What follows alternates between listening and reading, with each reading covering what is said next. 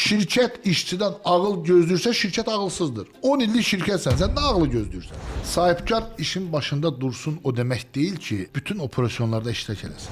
Sot üzerinden şirket idare edilmelidir. Başka da bir dönem yoktur yani. Yani sözlere güvenmeyin, rakamlara güvenin. Kapılar arkasında dedikoduyla idare etme mümkün değil. Bu geçmişten kalan adettir. İşler yaxşı olanda dikkatli olmak lazımdı. İşler pis olanda moralli olmak lazımdı. Bazen bir dijital transformasiya, süni intellektle integrasiya şirketin birçok meselesini həll edebilir. Ki şirket rəhbərləri böyüsələr də, onların psixoloji durumları böyümür. İdare etmede psikolojik amil çok önemlidir. Ötelediği problem daha büyük problem olarak geri dönür. Doğru strateji kurursansa uğurlu olmama ihtimalin yok. Geleceği bize ne diyecek? Onun hazırlığını indi eləməlidirlər. Biznesimizin geleceği ihracattır, ihracattır, ihracattır. Şirkette problem var demirse xəyanət eləyir. Deyirsə hizmet eləyir, deyib çözüm verirsə şirket bizi cihad edir. Sakit Səmədov 1981-ci ildə Qərbi Azərbaycanın Dərələyəz bölgəsində anadan olub. Orta təhsilini Bakı Türk Anadolu Liseyində alıb. Daha sonra təhsilini İzmir şəhərindəki 9 Eylül Universitetində İqtisadi Mühəndislik ixtisası üzrə davam etdirib. Hazırda Destec Qrupun idarə heyətinin sədridir və Azərbaycan Dövlət Neft və Sənaye Universitetində iqtisad müəllimi kimi fəaliyyət göstərir. Sakit Səmədov korporativ mədəniyyət və brendinq sahəsində kitabın müəllifidir. Futbol, kitab oxumaq və musiqi dinləmək onun əsas maraq dairələrinə daxildir. Ailəlidir, 2 övladı var.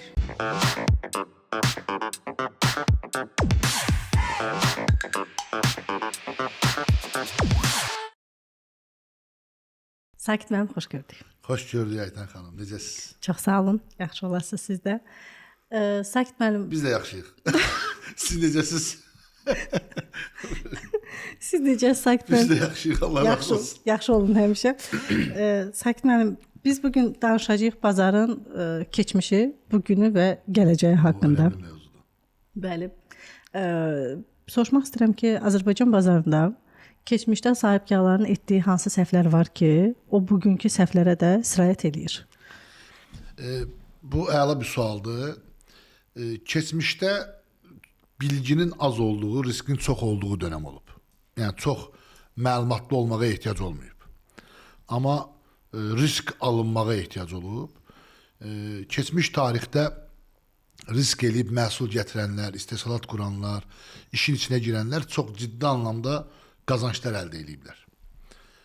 Amma o tarixdə olan qazançlar onları rahatlatdığına görə bazarın daralacağına, rəqabətin artacağını düşünməyiblər və şirkətlərini sistemləşdirməyiblər. O yüzden keçmişdəki rahatlıq bugünkü narahatlığı gətirib, təəssüf ki. Əgər sahibkar keçmişdə qazandığı rəqəmləri bugün də axtarırsa, o keçmişdəki rahatlığından ötürüdür. O bugünkü riskləri düşünmədən hərəkət eləyib əslində. O yüzden keçmişdəki ən böyük xəta rahatlıqdır. Qazancın rahatlığı, rəqabətin artdığı dönemdə qazancın azlığını diqqətə almamaq onları çox böyük problemə sevk edib. Hətta bununla ilgili Türklərin yaxşı bir sözü var. Deyir ki, işlər yaxşı olanda diqqətli olmaq lazımdır. İşlər pis olanda moralli olmaq lazımdır. İşler bizim o dönemlerde risk çok olduğu için ve satış ve kazanç çok olduğu için sahipkarlar bunun her zaman devam edeceğini düşünüblər. Ama mevcut iş yaxşı getmədiyindən ötürü ve bunu daha da yaxşılaştırmaq yerine yan işlerden de kazanç elde ettiklərindən ötürü şirketi sistemləşdirməyiblər, diqqətli olmayıblar, çok müflis, çok ciddi anlamda pul xərcləyiblər, inanılmaz şovlara giriblər ve bu dəqiqə o pulun 10%'ni aktarırlar yani. Xərcin 10%'ni, gəlirin 10%'nə bilə bu dəqiqə axtarışdadılar, bəlkə arayışdadılar. Ən böyük səhv rahatlıq, rahatlıqdan doğan indidən narahatlıq. Bəs keçmişdə dedim ki, bazarın formalaşmasında görünməz olan qaydalar var idi. Görünməz qaydalar var idi ki, bunlar formalaşdırırdı bazarı. Bu qaydalar necə? Bugün də var, yoxsa yoxdur? İnkişaf etməkdə olan ölkələrdə görünməz qaydalar hər zaman var. Çünkü yenilik ve değişimler olur. Ama görünmez dediğimiz qaydalar aslında görünür. Yani hiçbir kriz anlık gelmir. Hiçbir görünmezlik de uzun müddətli olmur. Yəni bunun illa bir görünəni var. Mənə görə inkişaf etməkdə olan ölkələrdə keçmişdə əlaqələr və doğru bağlantılar bir çox mexanizmanı həll edəcəkən, indi də bu əlaqələrin önəmi var, amma şəffaflıq biraz daha ön plana çıxıb. Burada çox şey dəyişməyib, xərc bəlkə eyni qalıb, bəlkə də artıb, amma burada artan ən önəmli şey rəqabətlərin çoxluğu, haqsız rəqabətin olması və miqyasın balacalığıdır. Bundan ötürü də sahibkarlar, sektörlər bir-biri ilə mücadilə eləyirlər. Daha yaxşını ortaya qoymaqdan ötürü deyil də, yəni kimisə bazardan çıxartmaq nöqtəsində hərəkət edirlər. Bu da istər-istəməz gəliri azaldır. Gəlir azaldığı zaman da sahibkarların sağlam dayanma ehtimali yoxdur. Düşünün ki, keçmişdə inkişaf etməkdə olan ölkələrdə bəlkə digitallıq və rəqəmsəlləşmə çox önəmli deyildi. Çox önəmli deyildi. Şirkətlər sistemləşmə, strukturlaşma çox önəmli deyildi. Çünki risk çox olduğu üçün gələnin çox rahatlıqla qazanca dönüşdə bilirdin. İtkilər sənin çox diqqəti cəlb eləmirdi. Amma indiki bazarda sənin strukturlaşma, sistemləşmə, əvvəlki xərci azaltma məcburiyyətin var. Əgər əvvəlcə mən belə işdirdim, belə işləməyə davam eləməliyəm məntiqi yanlış məntiqdir. Bəzən bir nəfər indi 4 nəfərə əvəzləyə bilir. Bəzən bir digital transformasiya, süni intellektlə inteqrasiya şirkətin bir çox məsələsini həll eləyə bilir. Ona görə sahibkarlar keçmişi aramaqdan vazgeçməlidirlər. Anı və günü yaşamalıdırlar. Keçmişdə belə idi deməkdən də vazgeçməlidirlər. Görünməzlik hər zaman var. Mövcud durumda, mövcud vəziyyətdə, mövcud şəraitdə bazarın tələbinə uyğun hərəkət eləməyi bacarmalıdırlar. Burada iki önəmli prinsip var. Əvvəl xərcləmək, mali güc, nəqd axışı güclü idi, indi deyil. Buna görə hərəkət eləməlidirlər. Əvvəl bir çox mexanizmada sən işçi sayısını çox eləyib daha çox nəticə aldığını düşünə bilirdin. İndi bunun o qədər önəmi yox, çünki digital transformasiya burada önəmli bir rol oynayır. Əvvəl sadəcə gəlir xərc anlamında baxırdın, indi gəlir xərc yetərli deyil. Buna balansa da baxmalısan, nəqd axışına da baxmalısan və s. və ilə axır. Ona görə də keçmişi axtarmaq, keçmişdəkini axtarmaq doğru deyil, doğru olmayacaq. Günümüzü doğru baxıb, gələcək bizə nə çağrışdırır? Çünki keçmiş bugünü çağrışdırırdı, biz bunu örtmədik. Bugün də gələcəyə çağrışdırır. Gələcək bizə nə deyəcək? Onun hazırlığını indi eləməlidirlər. İndi eləsələr, eləyəcəklər. Eləməsələr, eləyə bilməyəcəklər. Qısacası deyim ki, baxıb da görmələrini təklif edirsiniz. Yəni, baxmaq, görmək deyil də, məsələ odur. Yəni, bəzən, mən sizə keçmişdəki önəmli xətalardan birini də deyim. Güclü fiqur var, lider var və şirkəti riskə alaraq böyüdən adam var. O adam indi də onun eyni şəkildə gedəcəyini düşünür və o güclü fiqur keçmişdə inanılmaz oğurluq və aldanmalar yaşayır və güvən problemi yaşayır. İndi də eyni psixologiya ilə davam eləyir və yenə də dedikodu ilə, harasa bir adam qoymaqla, ondan bundan məlumat alaraq şirkət idarə etməyə çalışır. Əslində uçotlarla bir çox mexanizma ortaya çıxarda bilərkən, o güclü liderə bağlı şirkət davam edir və küçülür, getdikcə küçülür. Bu problem davam edir, davam etməkdədir, hələ də. Əslində mən buradan bir məsələni müşahidə elədim. Sanki özüm üçün çıxartdım ki, şirkət rəhbərləri böyüsələr də, əlbəttə ki, bu hər kəsə şamil olmur, amma onların psixoloji durumları böyümür. Olduqları yerdə sanki qalmaq əslində onlara sərf edir. Yəni çox gözəl bir məndə açılımdır. Yəni bilirsiniz, inkişaf etməkdə olan ölkələrdə bazarın boşluqları çox açıq görünürdü və orada risk alanlar daha sıx əlaqə qurub işi böyüdə bilirdilər. Orada psixoloji amil qazancdır və qazanc çevrəsində bütün ailəni və bütün hər kəsi toplayırdı. Və o şirkətlərin çoxu qohum əqrəbələrin çox işlədiyi şirkətlərdir. Və bu dəqiqədə, bu krizdə o sahibkarı ən çox aldadan da qohum əqrəbənin çox olduğu şirkətlərdir. Doğru. Və bu istiqamətdə hər dəfə bir psixolojik problemlə üzləşir. Satmamada baxır ki, problem çıxır, öz qohumu, maliyyədə problem çıxır, öz qohumları anlaşa bilmir. Biri xanım tərəfi, biri bəy tərəfi ciddi problemlərlə üzləşirlər. Hətta burada müdaxilələri analar edir. Doğru, Ya böyle. sahipkar yorulur, deyir ki anamın bura gəlməsi üzüntüdür. Mən neyə bilərəm bu istiqamətdə? Həm o xərcləri daşıyır, həm də dəyişmək istəyir. Bunu bacarmır. Bunu bacarmaq mümkün deyil. Bunu bacarmaq istəyənlər də bunun altından qalxa bilməz. Bunu net çizgi qoymalıdırlar. Çünki 2 qat xərci sən davam elətdirməlisən. Hətta başqa problemlərlə üzləşirlər. Sakit, mən də gələcəklə bağlı da suallar verəcəm, amma mənim özümə də maraqlıdır ki, bu günləri çox belə böyük bir inkişaf var, böyük bir axım var. Biz də nəzərə alsaq ki, bizim bazarımız da balaca bazardır. Balaca bazardan böyük bazarlara çıxmaq üçün hansı məhsullar, hansı necə deyim ki, strateji bir nə bilim yollar çizmək lazımdır ki, balaca bazardan böyük bazarlara sıçrayış tam olaraq aydın gedə bilsin. Bilirsiniz, bu miqyasın ixracatla əlaqəsi varmı? Əlbəttə ki var, amma sən doğru strateji qurursansa uğurlu olmama ehtimalın yoxdur. Mən indi sizə 1-2 dənə örnək deyəcəm. Örnəyi diqqətə alarsınız. Türkiyədə daxili işləm rejimi deyə bir məntiq var. Daxili işləm rejimi, daxili işləm bəlgəsi nə deməkdir? Firma kapasite raporu çıxardır. Məsələn, kabel zavodu. Çıxardır, deyir ki, qardaş, mən bu kabeli, bu qədər PVC, onun kalkulyasiyasını qoyur. Bu qədər mis, bu qədər alüminium, bu qədər katalizator maddələrlə kabloyu düzəldirəm. Okay? Bu qədər edir. Mən bunu ixrac edəcəm. Təxmini $1 milyon kalkulyasiyası bu olan, xam malı olan kablonu ixrac edəcəm. Mənə bu bəlgəni ver, mənə 6 ay, 1 ildə vaxt ver. Amma mənə imkan ver. Nə imkanı? Devlət bu imkanı verib. ƏDV-siz və vergisiz xam malı ala bilim. İdxal edən məhsul Türkiyədə çöldən xam mal alır, PVC alır.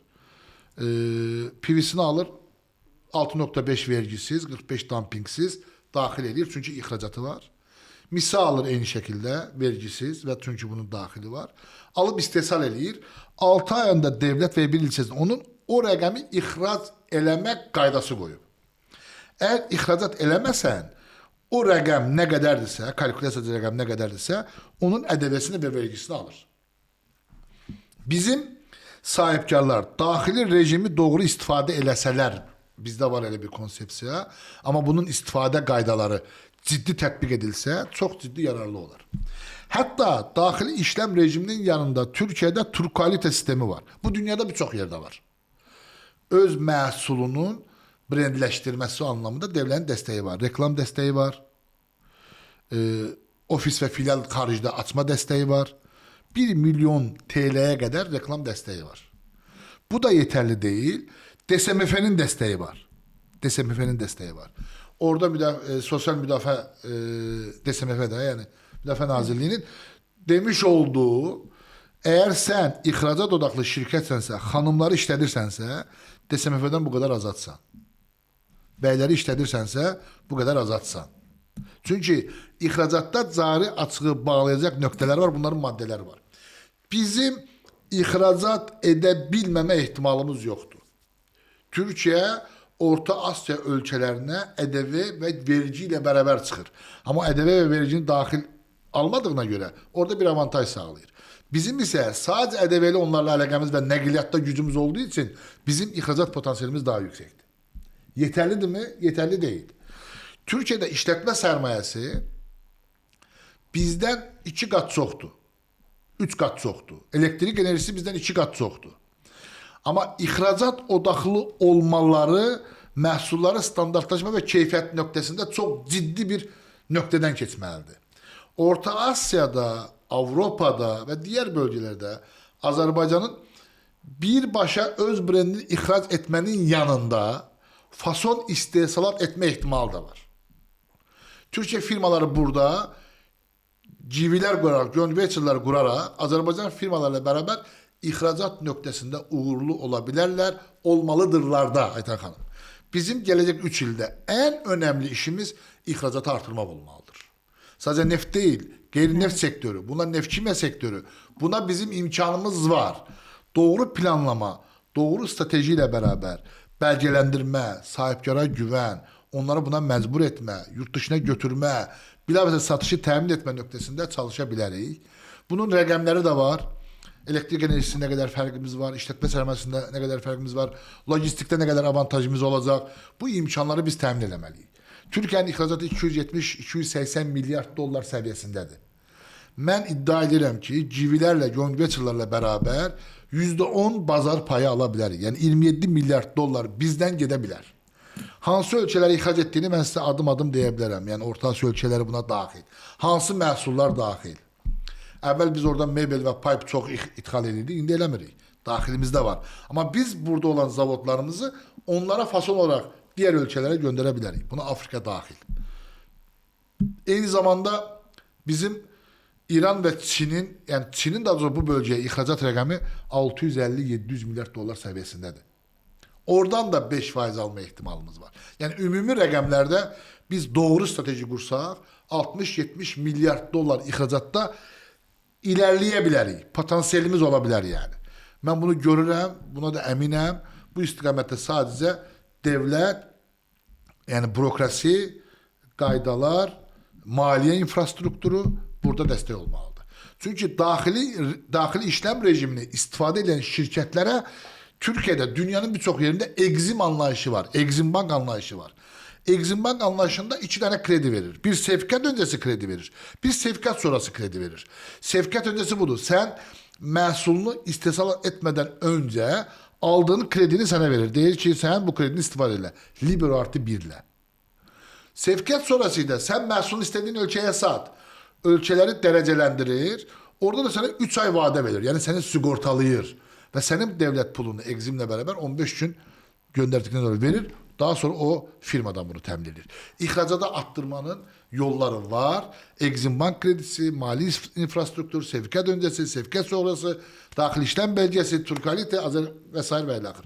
O yüzden bu istiqamette ciddi bir çalışmanın olmasında fayda var. Çünkü maliye infrastrukturu da ihracatçıları dəstəkləməlidir. Bunun da yolu var. Dünyada da örnəkləri var. Biraz uzun danışdım, üzülürsən. Yox, əslində çox xoşdur. Düşünürəm ki, izləyicilərimiz üçün də çox maraqlıdır. Mən bu istiqamətdə hətta iddia edə bilərəm ki, gələcək 3-5 ildə bəlkə biznesimizin gələcəyi 2026, 2027, 2028 gələcəyi elə budur. İxracatdır. Yəni baxın, şirkətlərdə də böyük problem koordinasiyadır. Yəni satın almanın satışla, satışın marketinq ilə, diğerinin teçhizatla, diğerinin HR'la, HR'ın yani ünsiyyəti və kommunikasiya zəifdir. Bizim bu ihracat nöqtəsində kommunikasiyanı çox güclü qılmaq zorundayıq. Və çox da uğurlu olacağımıza mən inanıram. Biznesimizin gələcəyi risk idi. İndiki dönəm bilgi və məlumatlanırın dönəmidir. Gələcək dönəm kommunikasiya, aktivlik və uçot dönəmidir. Gələcək dönəm kommunikasiya aktivlik və Uçot. uçot dönəmidir. Evet. Onda bunların üzərində indidən ne deməkdir? Kommunikasiya şirkət daxilində sistemlə elə oturmalıdır ki, kommunikasiya problemi olmasın. Hem yurt dışında hem yurt içində. Kommunikasiya koordinasiyanın doğru qurulması deməkdir. Bu 100%. Aktivlik müşteri ilə bilavasitə offline ve online görüşmək lazımdır. Hem daxili müşteri hem de xarici müşteri. Uçot üzərindən şirkət idarə edilməlidir. Başqa da bir dönəm yoxdur yəni. Yəni sözlərə güvənməyin, rəqəmlərə güvənin. 100%. Bunun başqa da yoxdur. Sakin hanım, bugünkü bazarda sahibkarların ən çox etdiyi trend, belə deyim, trendlər hansılardır? Amma bunlar trend kimi görünür, əslində bunu doğru göstərirlər. Amma bu yanlışdır. Trend. Yəni Gündəm. Yəni misal üçün mən göstəriş demeyeyim də, yəni show qismində bəzən bizim sahibkarlar indi qəbul eləyək də kiçik orta biznes hələ birçok şeyi görməyib, yəni görməmişik. Ama onun yanında bir adam gəmiyə minəndə, rəsm çəkəndə, müəyyən anlamda şovu göndərəndə, əyləncəni göstərəndə elə bir ki, o çox inanılmaz işlər görür kimi algılanır. Şov önemli bir problemdir və sahibkarların buna aldanmaması lazım. Sadəcə sahibkarların deyil, yəni çevrənin də buna aldanmaması lazım. Çünki indi bu şovlarla Instagram'ı, Facebook'u istifadə edərək qohum əqrəbə daxil 1000 manat, 10.000 manat, 100.000 manat, milyonlar pul yığıb aradan itib daha sonra pulu verə bilməyən sahibkar görünümlü maşinliklər var. Və bu da çox önemli bir problemdir yani. Harda da pul yoxdur pul. Yani çok ciddi örnekler var, ben inana bilmirəm. İki dost, bir tane yatırımcı, sözde yatırımcı. Gelir deyir ki, gel bana bu işe pul yatır. Bu kadar aylık sana pul vereceğim. Bu canlı örnəkdir, yaşanıb yəni. Neyse dostun işçisi de verir. Bu belli bir müddet pulu verir. Aylık rakamları verir. Daha sonra bu adam yani sahipkar görünümlü maşinlik dostun birine gelir der ki yani ben senden daha yakınam. O adamla işlemek istemiyorum.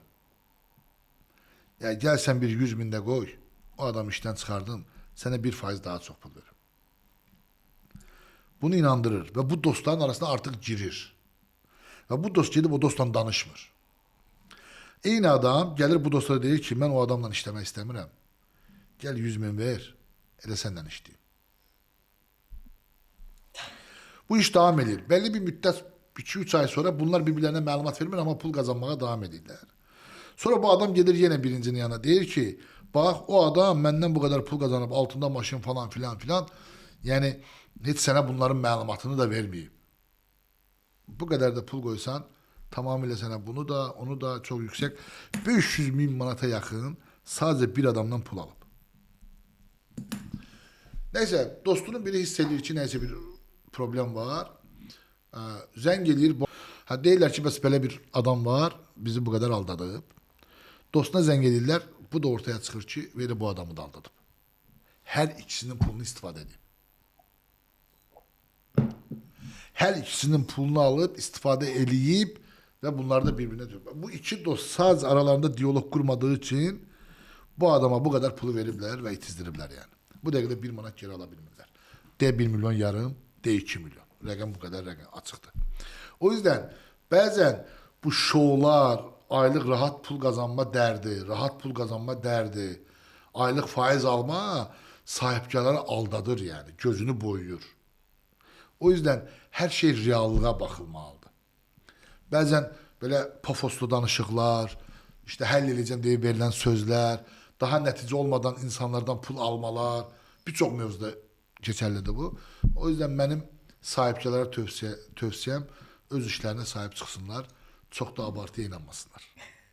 Ben bunu tövsiye ederim. Sakin olun, onda siz sahipkarlar deyirsiniz ki, işinin üzərində mütəmadi dur, rahatlığını da təmin elə. Sahipkar işin başında dursun o demek değil ki bütün operasyonlarda iştirak eləsin. O demektir ki strukturu doğru kursun ve hesabatlara nezaret eləsin. Bazen sahipkarlar şöbeler arasında problem olanda onları barıştırmakla meşguldür. O da üzülmesin, o da üzülmesin, o da üzülmesin, ona da hiçbir şey olmasın, buna da hiçbir şey olmasın, işte kalır ortada. Doğru. Əlaqələri möhkəmləndirmək. Sahipkar sıkılır. Ama bir proses veya bir mesele varsa onun bir yerin problemidir de. Yani bunu barıştırmak için bunu elemeye ihtiyacı yoktu. Onların doğru kommunikasiya kurup kararını vermeye ihtiyacı var. Burada sahipkarın doğru karar vermesine ihtiyacı var. Zamanında karar vermesine ihtiyacı var. Sahipkar ne problem eləyir? Ötəliyir. Sonra. Onlar arasında müzakirəni də ötəliyir. Deyir, bəlkə mən vaxt versəm, bunların arası düzələr. Ötələdiyi problem daha böyük problem olarak geri dönür. O yüzden dediğim mevzu ondan ibarətdir ki, idarə etmə, yani şirkətlerde en önemli şey məlumat akışın sürətidir.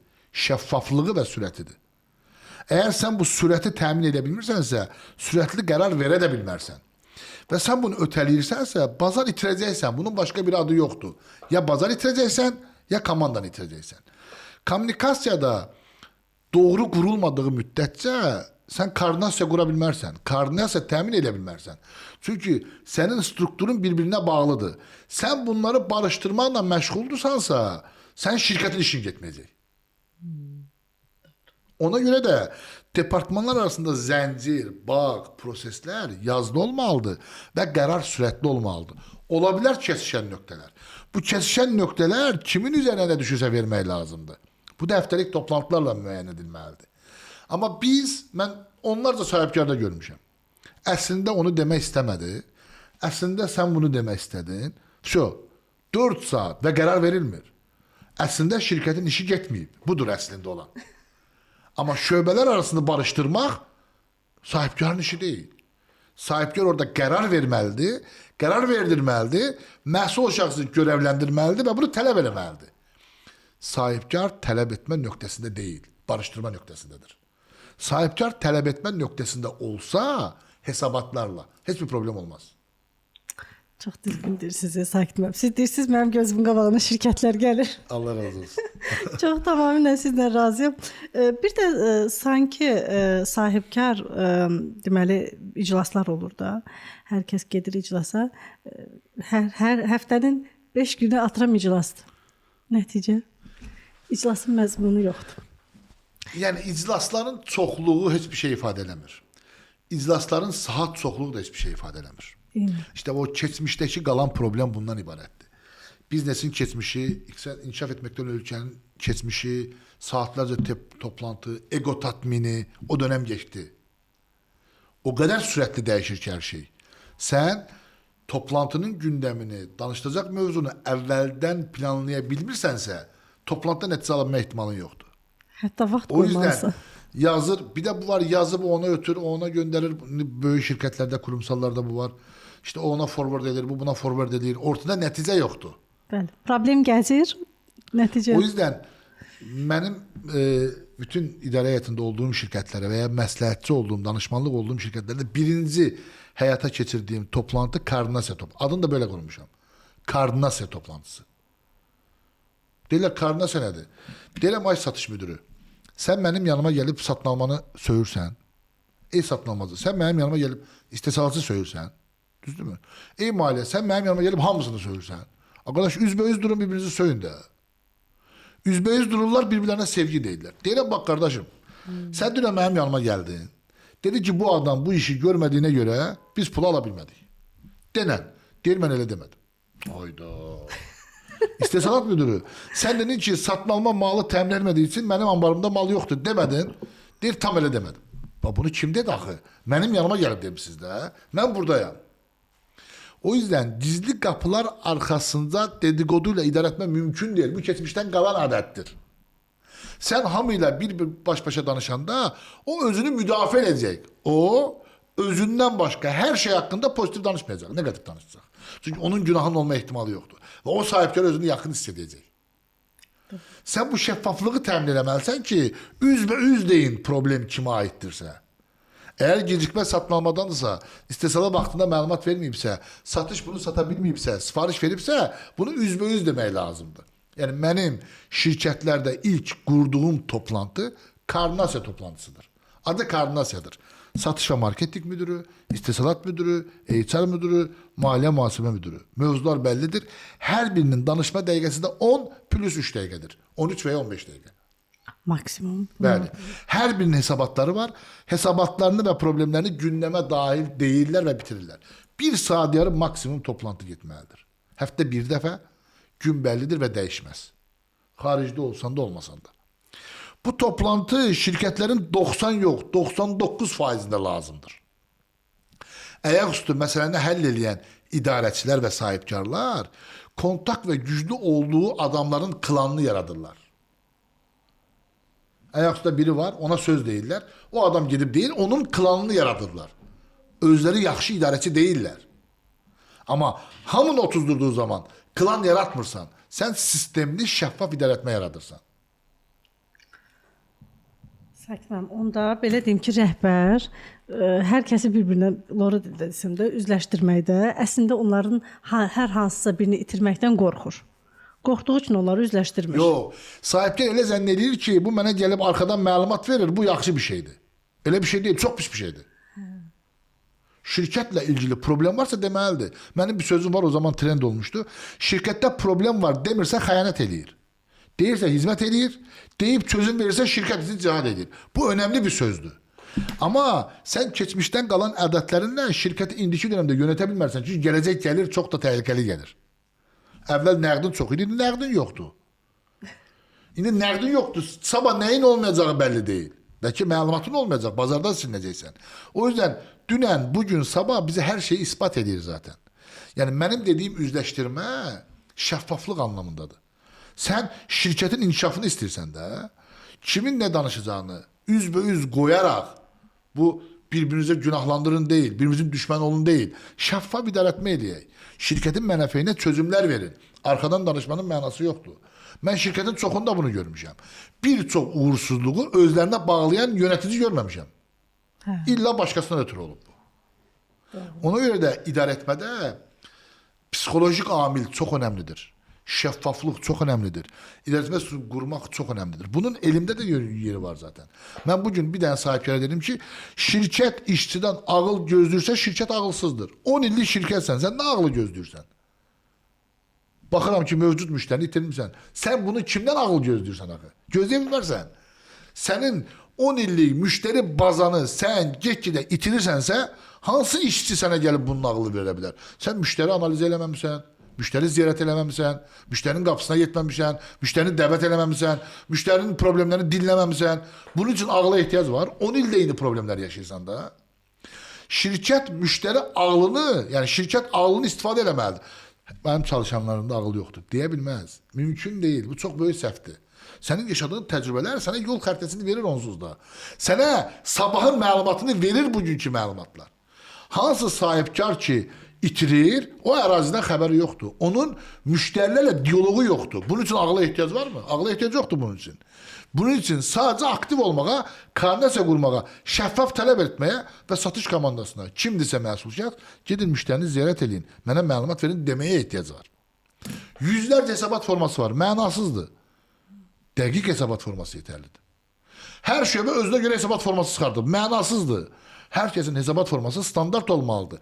Hər şöbəyə uyğun olmalıdır. Özlərinə görə format çıxarda bilməzlər. Mən görmüşəm, şirkət sahibkarına hesabat gətiriblər, eyni işi görənlər 4-ü də ayrı formada hesabat gətirib. Belə hesabat olar. Biri bir məlumatla sahibkarı aldadır. Mən bunu görmüşəm. Mən analiz edib görmüşəm. Deyirəm, ay qardaş, bu səni aldadır burada. Baxıb deyib, bəli, standart format çıxart da.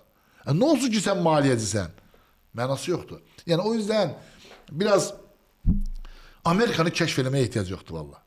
Yəni, çox belə qeyri-adi cümlələr deməyə ehtiyac yoxdur. İndi demək istəmirəm. Belə kitab cümlələri. Aman nə bilim nə. Yox, kitab cümlələrdir bunlar onsuz da. Bunlar onsuz da kitabda var, Aytən xanım. Şirkət ağlı var kitabda. Var, bəli. Çalışan məmnuniyyəti var, daxili xarici müştəri var, müştəri ziyarəti var. Bunlar var. Bunu onsuz da eləyir insanlar. Amma bunu davamlılığını, şəffaflığını təmin eləmə nöqtəsində problem var. Bu böyüyə də daxildir, kiçiyə də daxildir. Hamısına daxildir. İndi çox belə qəribə bir tendensiya var Sakit müəllim. Bir günə sən çox məşhur bir yerə də gəlib çıxa bilərsən. İstədiyin satışları da əldə edə bilərsən. Sən bir günə çök edə bilərsən. Belə bir risk var. Ona görə bu risklər bazarda bu saat bu sosial şəbəkələrin idarə olunmasıdır, ChatGPT-dir filandır. Yəni bunlar hamısı istər-istəməz sirayət edirlər. Ona görə sahibkarlar nə etsinlər ki, stabil olaraq qala bilsinlər və işlərini davamlı apara bilsinlər. Mən keçən il 2025 ilə ilgili proqnoz vermişdim. Mənim yaxında da 2026-2027 gözlənti deyə bir qısa bir görüşüm olacaq 20 dənə sahibkarla. İndi mən buradan da əslində biraz bu dekabrda yayımlanacaq onsuz da bu verilişlər. Biraz məlumat verim. Əvvəlki, yəni inkişaf etməkdə olan ölkələrdə keçmiş bazar məlumatın çox olmadığı, riskin çox olduğu dönəm idi. O bazarda nəqd çox idi, gəlir çox idi və bu istiqamətdə rahat hərəkət edə bilirdin. Yəni rahatlığımız var idi. Çünki gəlirin çoxluğu insana fərqli nəysə düşünməyə möhtac etmir. Çünki birdən-birə o gəlir görməyə ehtimalı yoxdur. Keçmiş sahibkarları danışın, hamısı onu deyəcək. Amma indiki dönəmdə nəqd azdır, risk çoxdur, məlumatın da çoxluğu lazımdır. Bu dönəmdə bizim eləyəcəyimiz önəmli bir nöqtə var. Rəqibləri öldürmək və bazardan çıxartmaq dərdindən vazgeçməlidirlər. Bugünündən danışıram. Onlar doğru satış etməlidirlər. Satıb pulunu ala bilməyəcəkləri tamaha girmədən, kimisə öz egosunu tətmin etmədən, mövcudu qoruyaraq, xərci azaldaraq, nəqdi önəm olaraq yığımı deyirəm, bu dönəmi həyata keçirtməlidir. 2026-da, 2027-də ən önəmli mövzu şirkətlərin sadələşməsi olacaq. Bu sadələşməsi hər dildə anlaya bilərsiniz. Çünki xərc artır. Sadələşmək, işçinin çox olması çox iş olacağı anlamına gəlmir. Sadələşmək, strukturda sadələşmək, məsuliyyət bölgüsündə sadələşmək, iş axışında sadələşmək, satışda sadələşmək bu çox vacib olacaq. Əgər qarışıq strukturla işləməyə davam edəcəklərsə, çox balaca şirkətlər gəlib onların yerini alacaqlar. 1. Sadələşmək. 2. Sadələşmənin xaricində şirkət daxili kommunikasiyanı şəffafca təmin eləməlidirlər. Əgər dedikodu ilə idarə etmənin yenə önəm verəcəklərsə, o şəffaflıq təmin olunmayacaqsa, yenə şirkətin çox belə qəribə bir məlumatsızlıqdan, gecikən bir məlumatsızlıqdan ciddi bir bazar itirə bilər. Çünki sürətli dəyişim var. 3. Hansı istiqamətdə olursa olsun, xərc azalmalıdır. Xərc azalmalıdır. Şoulu ofislər, şoulu göstərişli şeylər, bunlardan vaz keçsinlər. 4. Şirkətlər digital transformasiyanı fantaziya nöqtəsində yox. Yəni biz belə bir şey hazırlamışıq, amma istifadə eləmirik. Süni intellektlə bizdə var, amma istifadə eləmirlər. Bu deyil. Fantaziyasında nöqtəsində yox. Operasyonları azaldacaq biçimdə istifadə etməlidirlər.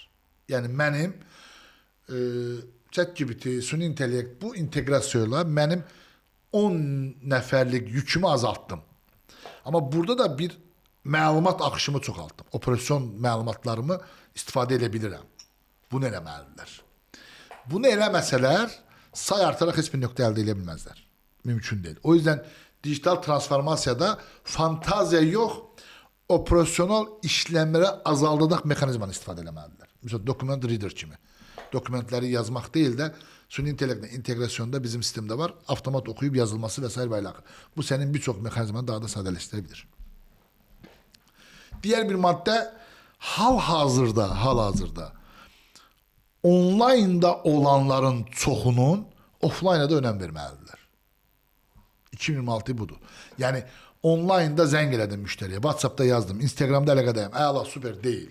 Offline'a da önəm verməlidirlər. Çünki hər kəsin telefonda və dijitalda olduğu bu dönemlerde üz-üzə görüşüb müəyyən bir sosiallıq etmək müşterini sənə daha çox qazandıracaq. O zaman qiymətin də fərqli olmayacaq. Bu 5 maddə, 6 maddə 2026'nın da 27'nin bize en önemli məlumatıdır. Eğer biz sağlam və dayanıqlı, bak en önemli nöqtə budur, dayanıqlı qalmaq istəyiriksə, şovdan, tələsməkdən, satıb pul yığmama, məntiqsiz, gəlirsiz satışlardan vaz geçməliyik. Gəlir varsa satmalıyıq, yoxsa satmamalıyıq. Mövcud müşterimizi korumalıyıq. Yenini mövzuya tercih etməməliyik. Mövcud məmnuniyyətini sağlamlaşdırmalıyıq. Potansiyeli ayrışdırmalıyıq. Bunu bacarmalıyıq. O yüzden online ile offline keçməkdə mövcud müşteri portföyünü çıxardıb, analiz edib, ziyaret edib, diyalog kurup, neden itirib, neden devam ettirdiğine karar verip onların üzerinden bir strateji kurmaya ihtiyacı var. Fantaziya dönemi bitmiştir. Göstəriş. Operasyonel zaman ikkisini azaltmaq, xərci azaltmaq, real satış istiqamətinə baxmaq və bununla ilgili də online-dan offline-a keçmək dönəmi başlamışdır zənnimcə. Sözümüz yoxdur, mesajınız yoxdur. Mesajım odur ki, teşekkür ederim dəvətiniz için. Sahipçilərə uğurlar arzulayıram. 2026, 2027, 2028 gelecek 5 ilimiz bizim için daha böyük inşallah gözlentiler var. Beynəlxalq investorlar Azərbaycana həm inşaat sektöründə, həm qıda sektöründə, həm alternativ enerji sektöründə 7 milyar, 10 milyarlıq yatırımlar var. Bu istiqamətdə Azərbaycan sahibkarların strukturlaşmış, sistemləşmiş olması vacibdir. Koordinasiyası qurması vacibdir. İş imkanları doğacaq. Buna görə də doğru mexanizmisi olan sahibkarlıq həyatları qurmalıdırlar ki, daha uğurlu, daha da brend olsunlar. Mən gələcək perspektivdə Azərbaycan sahibkarların beynəlxalq olmaları gərəkdiyinə də inanıram yəni. Azərbaycanın 7-8 şirkət Özbəkistana çıxdı, Qırğızstana çıxdı və s. və ilə axır. Türkiyədə birçok işletmə sərməsi problemi yaşayan firmalar Azərbaycan ortaqları dəvət elədi, qəbul edildilər, bərabər işləyirlər. Yəni Azərbaycan sahibkarları uğurludurlar, uğurlu olacaqlar, sistemli və eyni zamanda da planlı olduqları zaman. Biz Təşəkkür də edirəm. yəqin edirik. Çox təşəkkür edirəm Sakit Mən də müəllim. təşəkkür edirəm, sağ ol. Minnətdaram. Yenə verilişlərdə görüşmək. Görüşərik inşallah. Sağ ol. Sağ olun.